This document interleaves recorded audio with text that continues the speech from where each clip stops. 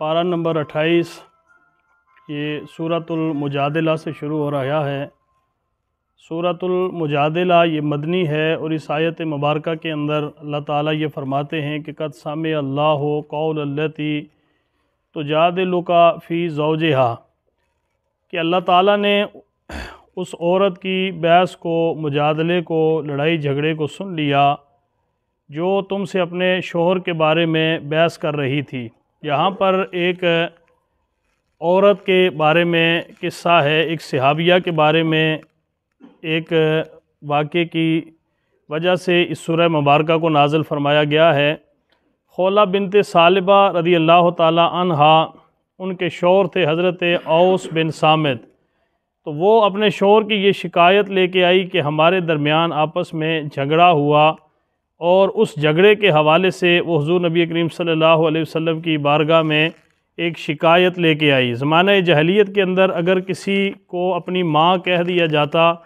کوئی اپنی بیوی کو اگر ماں کہہ دیتا تو وہ ہمیشہ کے لیے اس پر حرام ہو جاتی، لیکن یہاں پر حضرت خولہ جو ہے وہ حضور صلی اللہ علیہ وسلم کی بارگاہ میں خولہ بنت ثعلبہ حضرت اوس بنت صامت کے بارے میں یہ لے کے آئی کہ انہوں نے مجھے یہ الفاظ کہے ہیں، تو لہٰذا میں ان کے ساتھ رہنا چاہتی ہوں اور میں ان سے جدا نہیں ہونا چاہتی، لہٰذا آپ جو ہے وہ اس معاملے کے اندر کوئی فیصلہ فرمائیں،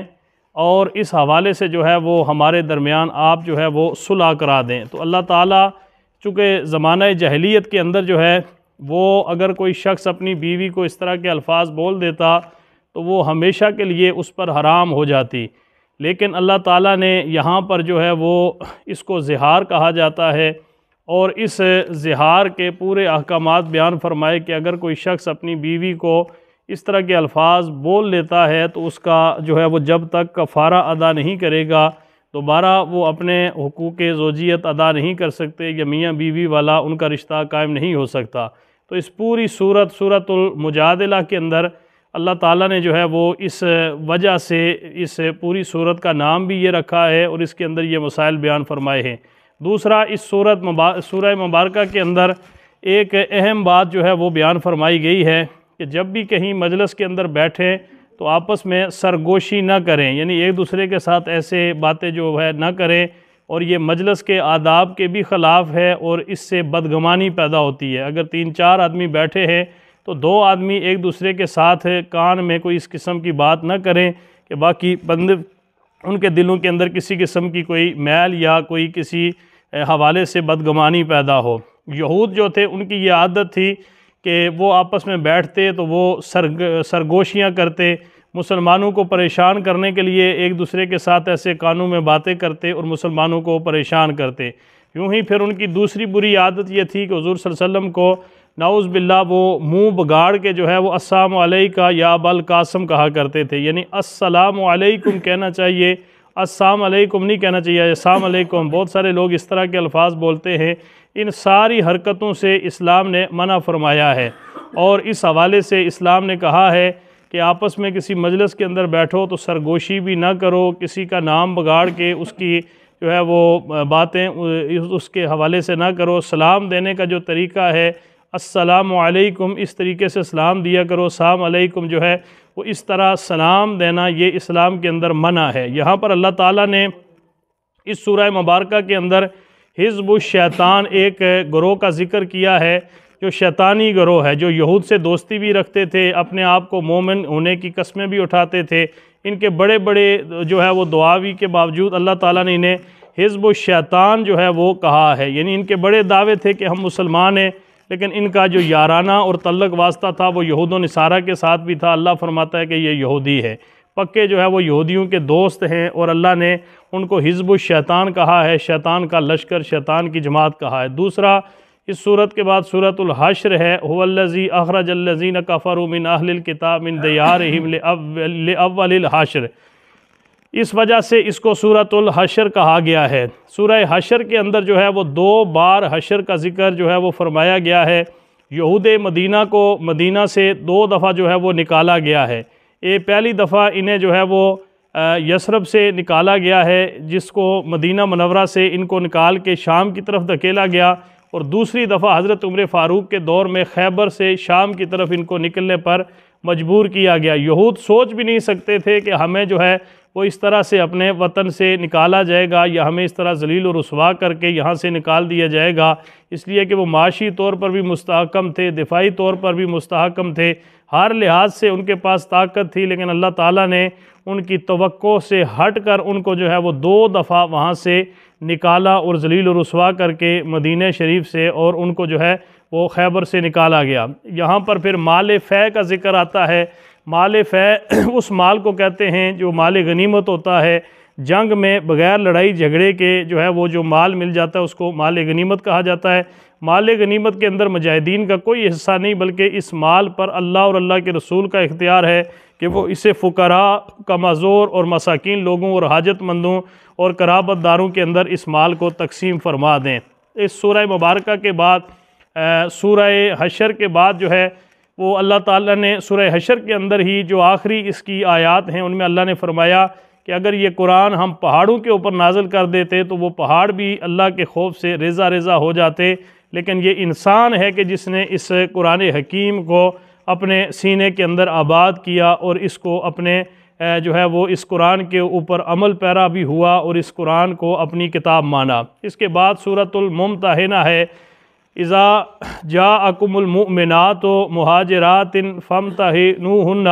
کہ جب تمہارے پاس مومن عورتیں ہجرت کر کے آئیں تو ان کی آزمائش کر لو، یعنی ان کا امتحان لے لو۔ اس صورت کا ابتدائی حصہ حضرت حاتب ابن ابی بلتعہ رضی اللہ تعالیٰ عنہ کے بارے میں ہے، جنہوں نے مشرکین مکہ کو ممنون احسان کرنے کے لیے خفیہ طریقے سے مکہ کی طرف حضور کی روانگی کی اطلاع دینے کی کوشش کی تھی۔ یعنی یہ تھے مسلمان، لیکن مسلمان ہونے کے باوجود انہیں مشرکین مکہ کے ساتھ جو ہے ظاہر ان کی وہاں پر رشتہ داریاں تھی، تعلق واسطہ تھا، تو اپنے نمبر بنانے کے لیے جو ہے انہوں نے خفیہ طور پر جب حضور صلی اللہ علیہ وسلم مکہ کی طرف جا رہے تھے تو انہوں نے پہلے ان لوگوں کو ان کی اطلاع دے دی۔ وہ بدری اور مخلص صحابی تھے، مگر ان سے ایک چھوٹی سی ایسی حرکت ہو گئی کہ جو اللہ اور اللہ کے رسول کو پسند نہ تھی۔ بعد میں انہیں اس پر سخت ندامت ہوئی، انہوں نے صدق کے دل سے توبہ کی جو اللہ تعالیٰ نے قبول فرمائی۔ اس حوالے سے یہ آیات جو ہے وہ نازل کی گئی ہیں۔ یہاں پر اللہ تعالیٰ یہ فرماتا ہے کہ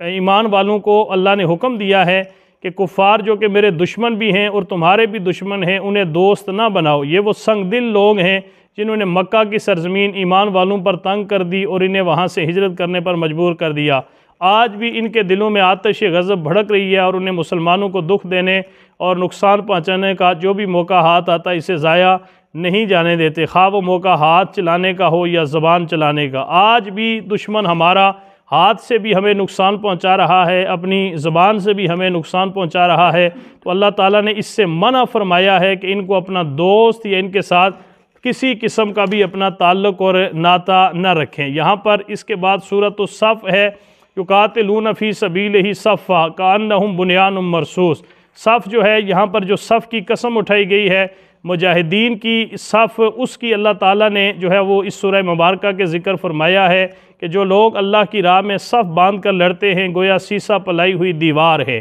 اس سورہ مبارکہ کے اندر مجاہدین کی اس صفت کو اللہ نے بیان فرمایا اور اس صفت کی وجہ سے اس سورت کو سورۃ الصف کہا گیا۔ یہاں پر حضرت عیسیٰ علیہ السلام نے جو حضور نبی کریم صلی اللہ علیہ وسلم کی بشارت دی تھی کہ اللہ کے نبی آنے والے ہیں، یاتی مبشرم برسول یاتی من بعد اسمہ احمد، کہ میرے بعد ایک رسول آئے گا جو آخری رسول ہوگا اور اس کا نامی احمد ہوگا۔ اس حوالے سے بھی اس سورہ مبارکہ کے اندر ذکر موجود ہے۔ اس کے بعد سورۃ الجمعہ ہے، سورہ جمعہ کے اندر جمعہ کے حوالے سے ہمیں احکامات جو ہے وہ بتائے گئے ہیں کہ اذا نودی للصلاۃ من یوم الجمعہ فاسعوا الی ذکر اللہ، کہ جب نماز جمعہ کے لیے اذان ہو جائے تو پھر اللہ کے ذکر کی طرف دوڑ پڑو، اللہ کے ذکر کی طرف جاؤ۔ یعنی نماز جمعہ کے لیے جانا، جب پہلی اذان ہو جائے کاروبار ترک کر دینے چاہیے اور مسجد کی طرف اللہ کے ذکر کی طرف جانا چاہیے۔ اس سورہ مبارکہ کے اندر ایک مثال یہ بھی دی گئی ہے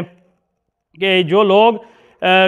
قرآن حکیم جو ہے وہ اس کتاب مبین کو مانتے تو ہیں، اسے پڑھتے بھی ہیں، تلاوت بھی کرتے ہیں، اس پہ عمل نہیں کرتے، تو ان کی مثال ان یہود کی مثال جو ہے وہ دی گئی ہے کہ ان کی مثال اس گدھے کی طرح ہوتی ہے کہ جس کے اوپر کتابیں لاد دی جائیں اس بوجھ کی وجہ سے اس کی کمر جھکی جا رہی ہو، لیکن ان کتابوں کا اس گدھے کو کوئی فائدہ حاصل نہیں ہوتا۔ اس سورہ مبارکہ کے اندر جو ہے سورہ جمعہ کے زیادہ احکامات آخر میں بیان فرمائے گئے ہیں، اور اس میں یہ فرمایا گیا ہے کہ اذان سنتے ہی ہر قسم کی تجارت اور خرید و فروخت کو چھوڑ دینا چاہیے۔ اس کے بعد سورۃ المنافقون ہے، اذا جاءک المنافقون، کہ جب تمہارے پاس منافق آئیں۔ اس سورہ مبارکہ کے اندر جو ہے وہ منافقین کی صفت بیان کی گئی ہے کہ وہ جھوٹ بولتے ہیں، مکر کرتے ہیں، دھوکہ دیتے ہیں، ان کا ظاہر کچھ اور ہوتا ہے، باطن کچھ اور ہوتا ہے۔ اس وجہ سے اس سورت کو سورۃ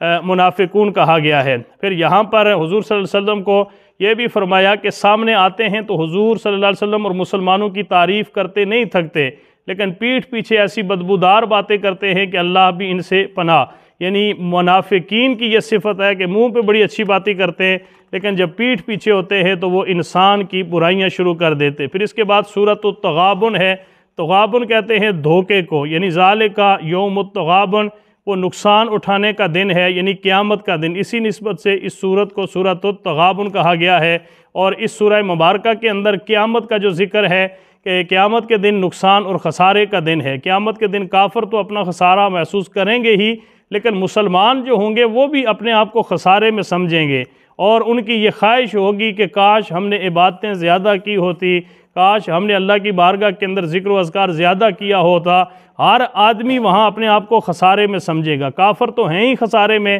لیکن جو مسلمان ہوں گے وہ یہ محسوس کریں گے کہ کاش ہم زیادہ محنت کر لیتے دنیا کے اندر تو آج اللہ سے اس کا زیادہ اجر ہم حاصل کرتے۔ یہاں پر پھر مال کو، اولاد کو، دولت کو، ازواج کو اللہ نے فتنہ کہا ہے، آزمائش کہا ہے کہ ان کے بارے میں محتاط ہو کر رہا کرو، اور ان سے محتاط رہنے کی تلقین فرمائی ہے کہ یہ تمہارے لیے آزمائش ہیں، یہ تمہارے لیے امتحان ہے، اور اس حوالے سے اللہ نے یہاں پر ان کو آزمائش اور فتنہ کہا ہے۔ اس کے بعد سورۃ الطلاق ہے، اذا طلقتم النساء، جب تم عورتوں کو طلاق دینے لگو تو طلاق کے جو احکامات ہیں کہ کس طریقے کے ساتھ طلاق دینی چاہیے اور کس طریقے کے ساتھ عورتوں کو جو ہے وہ آزاد کرنا چاہیے، سنت طریقہ طلاق کا کیا ہے۔ بہت سارے لوگ ایک ہی دفعہ 3 طلاقیں دے دیتے ہیں، اور یہ جائز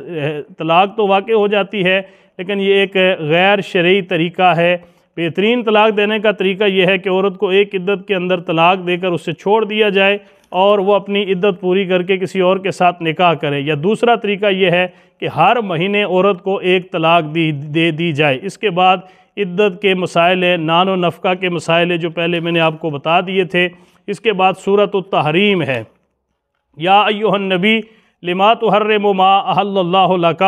کہ اے پیغمبر جو چیز اللہ نے تمہارے لیے حلال کی ہے تم اس سے کنارہ کشی کیوں کرتے ہو۔ یعنی اللہ کے نبی نے اپنی لونڈی حضرت ماریہ قبطیہ جو ہے ان کو اپنے اوپر حرام کر دیا تھا، اور شہد کو جو ہے وہ آپ نے اپنے اوپر حرام کر لیا تھا۔ اس بنا پر اللہ نے سورت نازل فرمائی اور اپنے نبی سے فرمایا کہ یہ چیزیں آپ کے لیے حلال ہیں، آپ نے ان کو اپنے اوپر کیوں حرام اور کیوں ان کو ناجائز اور ممنوع کیا ہے۔ لہٰذا اللہ کے نبی سید دو عالم نے ان چیزوں کی طرف پھر توجہ فرمائی، اور ان کی بہت زیادہ اللہ کے نبی نے بالخصوص شہد کی اہمیت بیان فرمائی، اور شہد کے اندر اللہ نے بہت زیادہ برکت رکھی ہے۔ تو اس حوالے سے اس سورہ مبارکہ کو سورہ تحریم کا نام دیا گیا ہے۔ اللہ ہم سب کو قرآن پر صحیح عمل کی توفیق عطا فرمائے۔